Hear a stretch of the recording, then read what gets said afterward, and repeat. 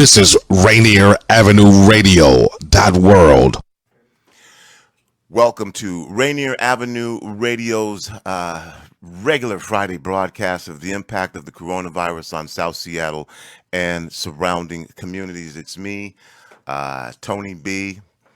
If you're just joining us, you just missed a conversation with I guess folks would call him the Dr. Fauci of Washington, medical director for King County Health Officer Jeff Duchin, and just gave us, again, I put the question to him point blank: are these facts? Are these fact-based opinion, or is it just opinion? The goal being to make sure that as we approach this holiday weekend, folks are as safe as possible. I mean, it's not about shaming anybody or blaming anybody. People are going to do what they're going to do, but let's try and make sure that folks have information. At least that's what we're doing Fridays from 1 to 3 right here on Rainier Avenue Radio.world. My guest joining me is Jorge Barron, Executive Director for Northwest Immigrant Rights Project. Jorge, how are you? I'm doing well, Tony. Thank you so much for the invitation to be part of the show. Well, good to have you here. And again, we want to make sure that at Rainier Avenue Radio, and if you're just joining us, we're your local community radio station, and we try to make sure that the members of our community get information that impacts and affects them directly, and we try to get information to them, and we try to share and amplify those diverse voices as well, so that the things that are impacting our community get heard about. That's one of the reasons why we're able to get Jeff Duchin on the air here, is because he needs to know what's actually going on into the community. It's not always possible to aggregate information, and then even if you can do that, by the time you get that information aggregated and get it to a place where you can do something, people have already died. So I'm not being over dramatic. That's what it is.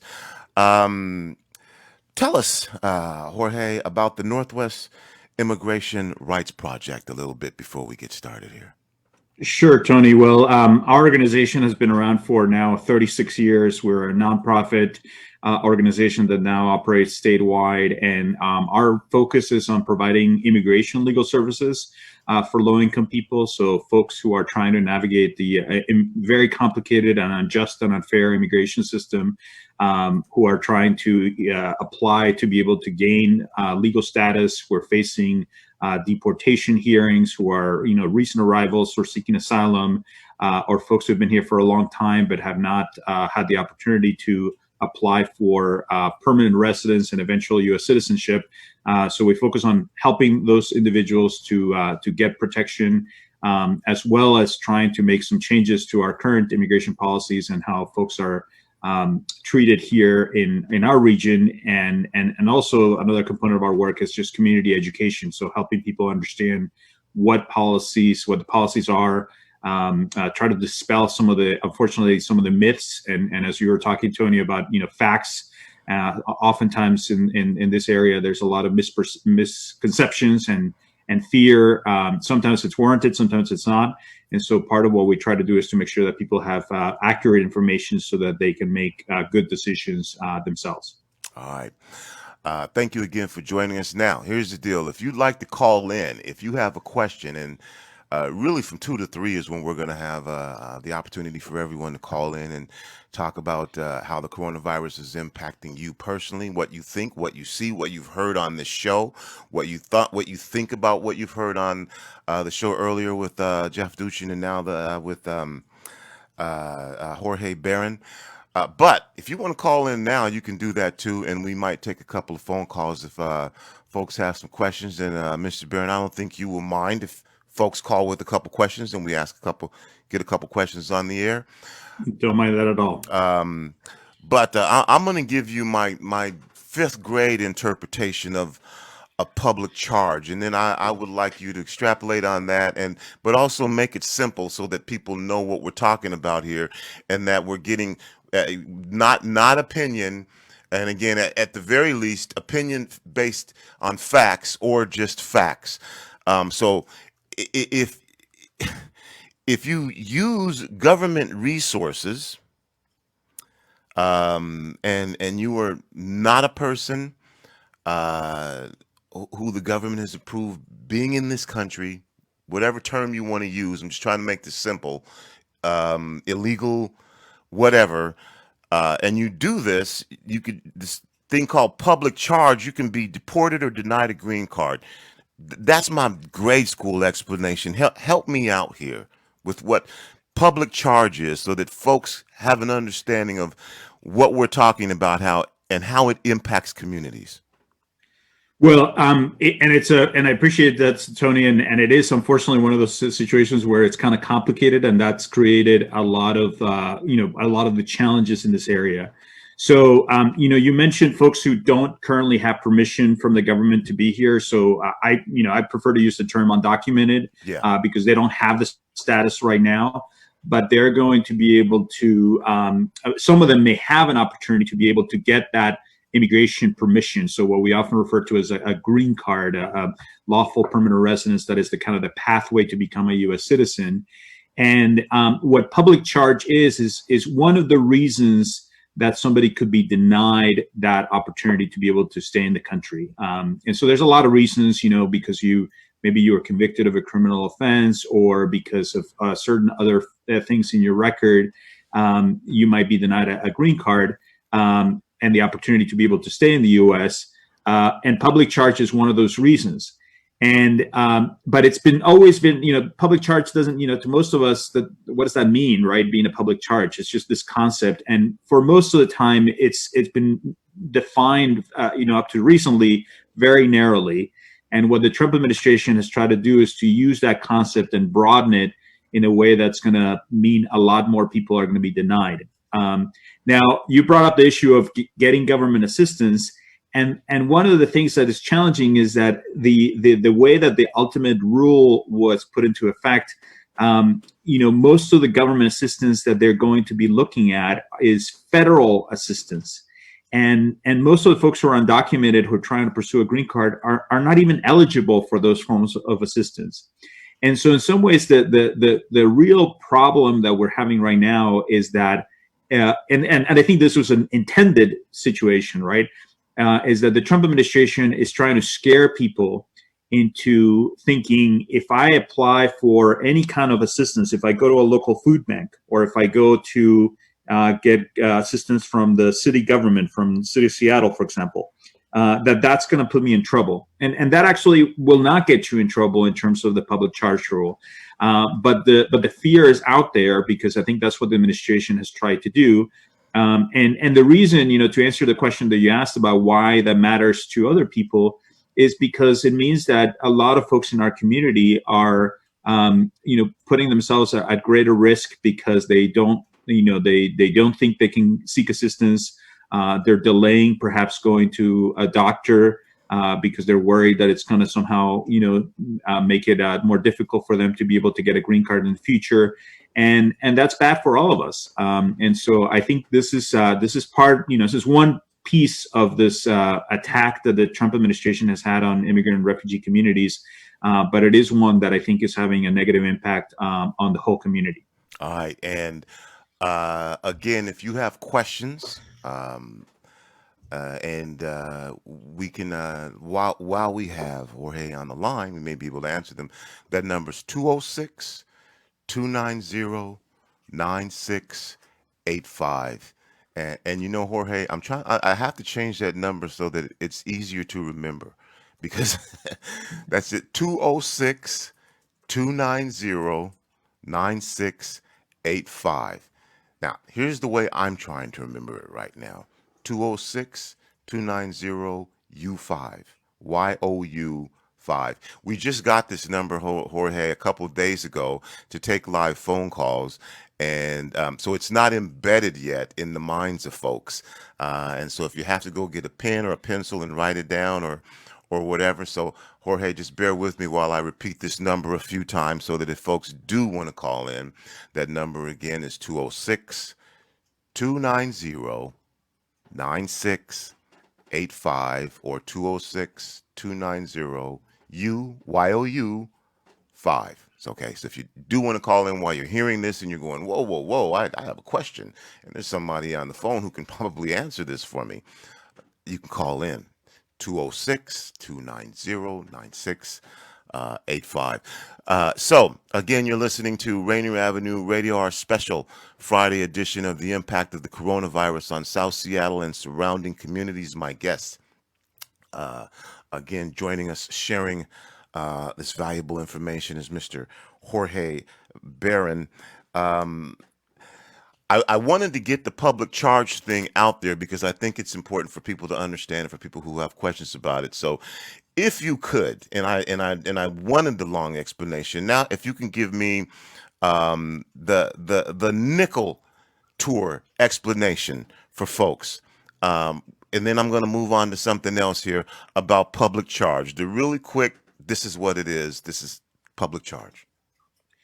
Well, public charge is a reason to deny people the ability to stay in the country with permission, and it's actually beyond just the public benefits. It's this multi-factor rule that the administration is trying to put that's going to deny people basically, effectively, if they're low income. I think that's the best way to describe it. It's a wealth test.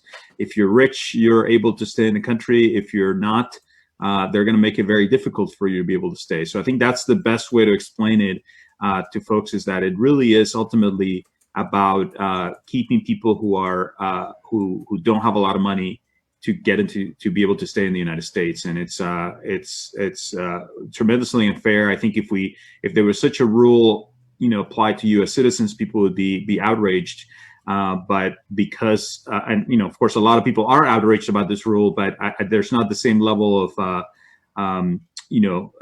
pushback that I think there should be because of what the administration is trying to do. All right. Again, Executive Director of the Northwest Immigrant Rights Project. Now, I know this is a big question. Now that we've got a little bit better of understanding of this, and here comes the big question.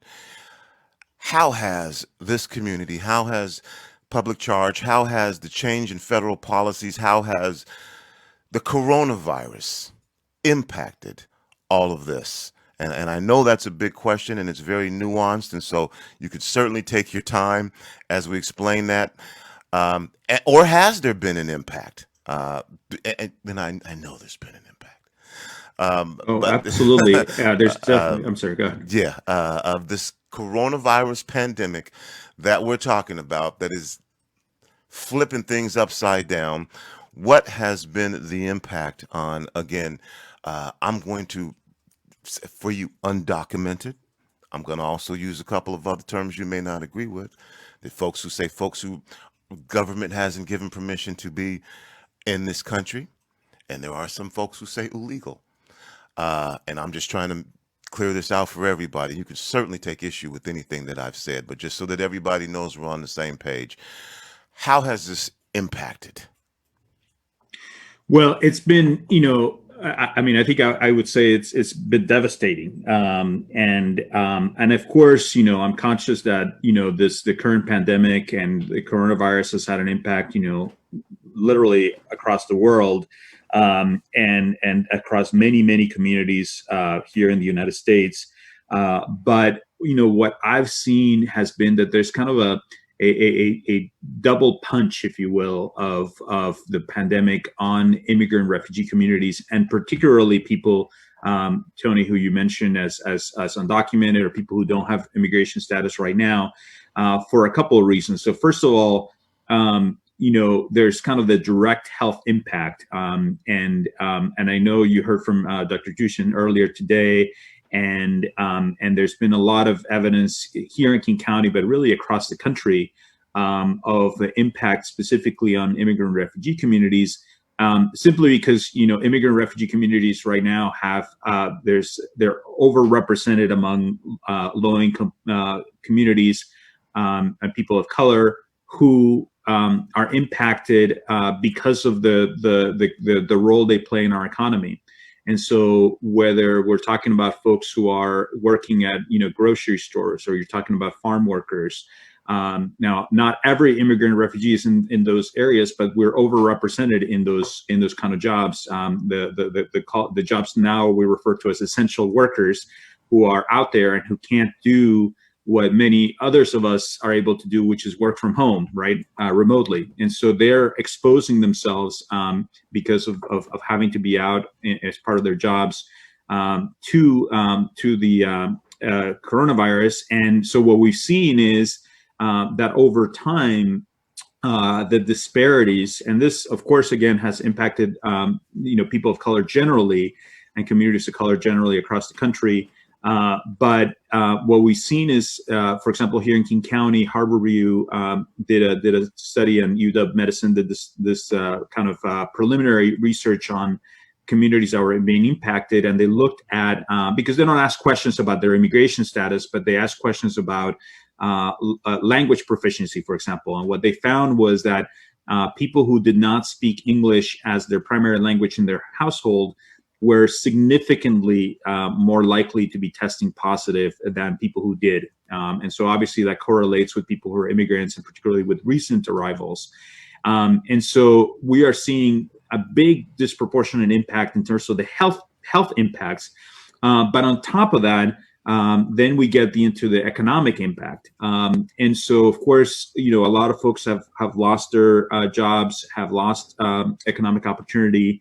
And one of the issues for people who are undocumented, who don't have permission to be in the United States right now, is that they are not eligible for a lot of the safety net protections that the rest of us may be able to enjoy. So if I lose my job, I might be able to apply for unemployment assistance from the state government.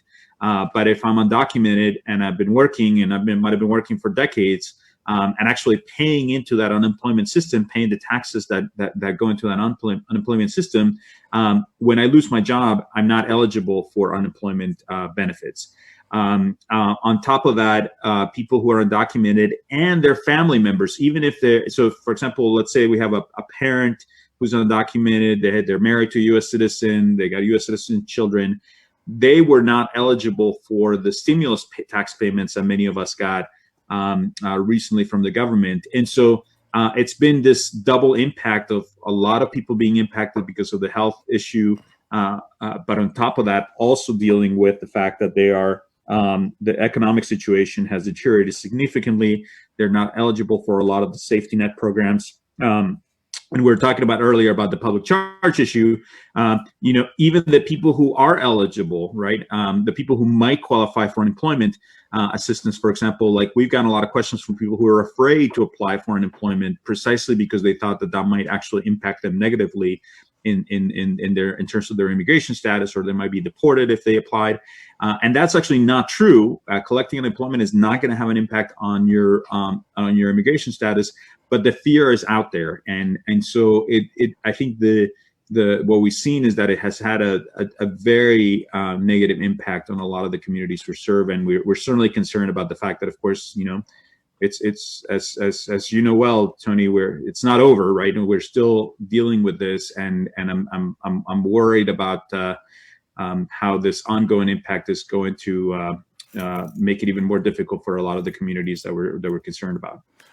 Again, my guest is Jorge Barron, Executive Director for the Northwest Immigrant Rights Project. You're listening to Rainier Avenue Radio, and this is our special Friday broadcast of the impact of the coronavirus on South Seattle and surrounding communities. If you could, Jorge, for those who are listening right now who are directly impacted by this as undocumented, for those who have friends and family members and are saying, how do I navigate this? I don't want to trigger something that causes something to happen, especially in the current political climate.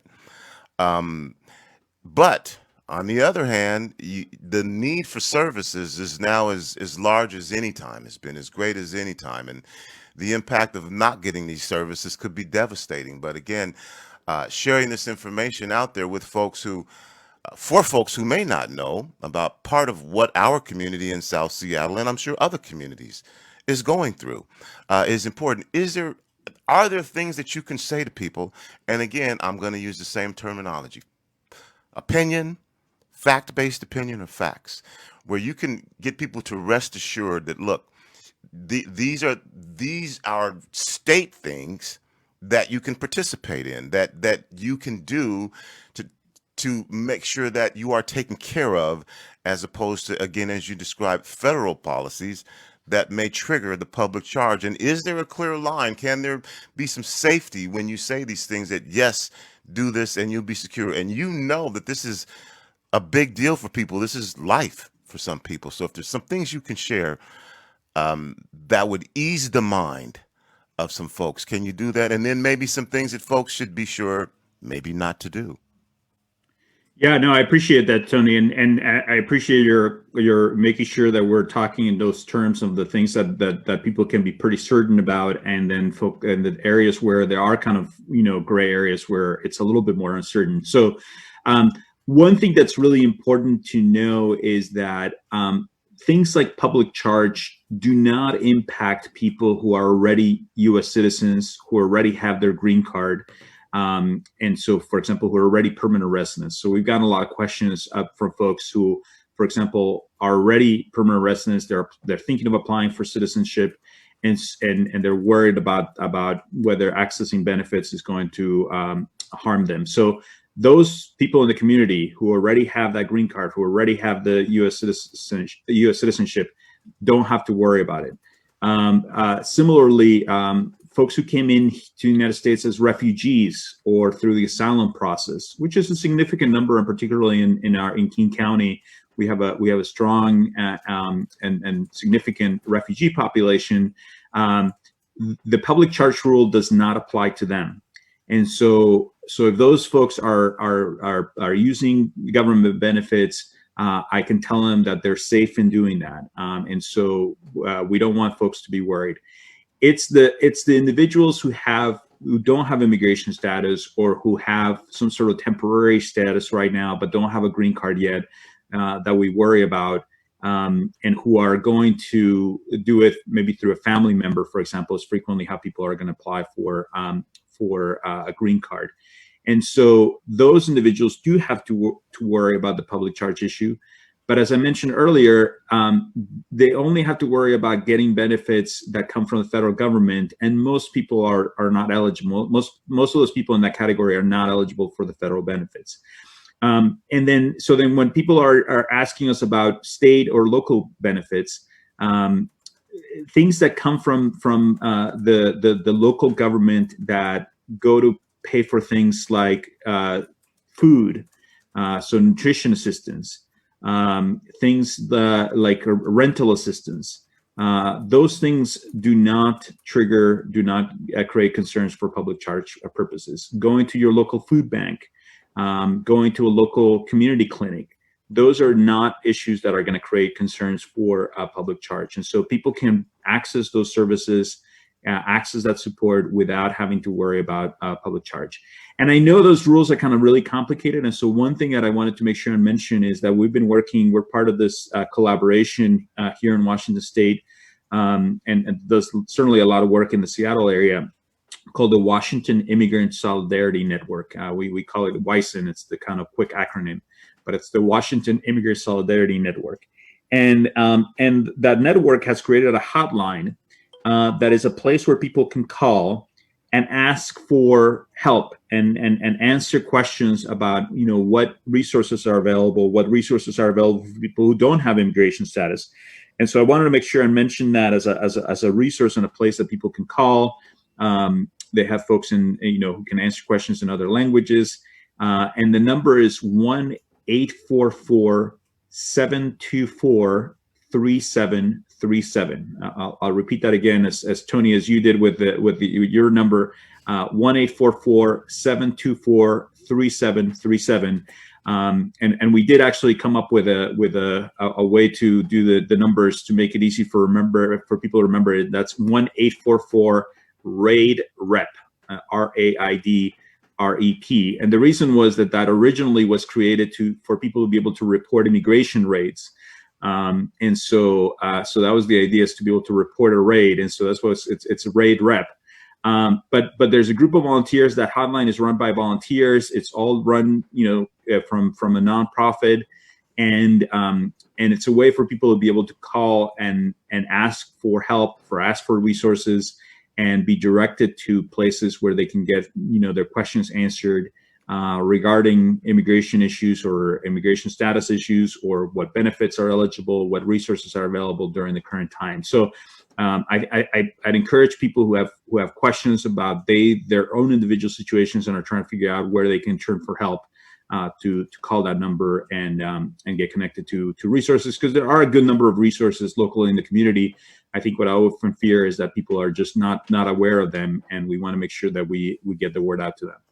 All right, I'm going to have about 30 seconds here for final words. I'm glad that you brought that up and got that important information out there. My guest again is Jorge Barron, Executive Director for the Northwest Immigrant Rights Project. I appreciate you coming on the air again as we approach this 4th of July weekend. But I want to give you about 30 seconds here for final words, whether that be information you want to share again as we approach the 4th of July weekend with an impending coronavirus pandemic lurking, and then again all the other things that we're talking about that are impacting us right now. I'm only going to have about 30 seconds for you, Jorge, but I want you to have final words.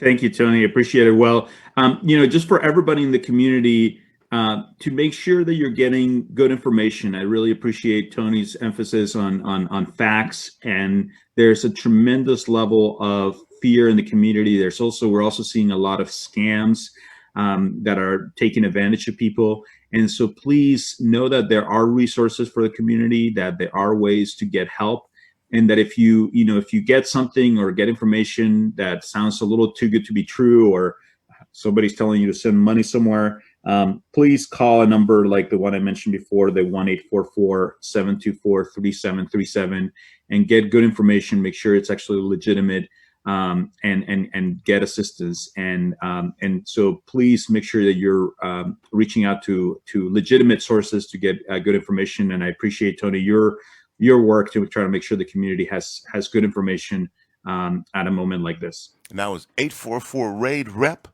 That's right. See, I can remember that. There you go. That's why we had it. Thank you for joining us. And again, let's make sure we keep this communication open. And you remember that we're a resource for you here, and we'll definitely be calling on you again. We appreciate you.